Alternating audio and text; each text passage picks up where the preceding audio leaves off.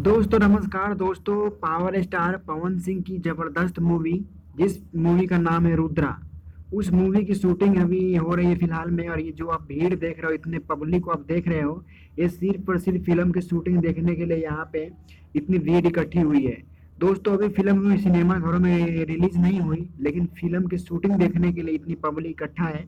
और आप इसी चीज से अंदाजा लगा सकते हैं कि जब ये फिल्म सिनेमा घरों में रिलीज होगी तो लोग कितना देखेंगे और कितनी भीड़ इकट्ठी होगी। दोस्तों पवन सिंह की फिल्म रुद्रा की शूटिंग मुंबई में चल रही है, और ये वहीं का वीडियो और वहीं का पिक्चर सोशल मीडिया पे वायरल तेजी से हो रहा है।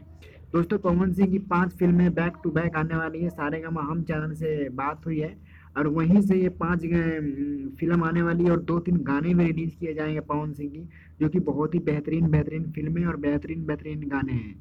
दोस्तों अगर पवन सिंह के अगर आप कट्टर वाले फैन हैं तो इस वीडियो को लाइक कीजिएगा और चैनल को सब्सक्राइब कीजिएगा, ताकि हम एक से बढ़ के एक वीडियो आपके लिए पवन सिंह से संबंधित लेके आऊँ। Thank you.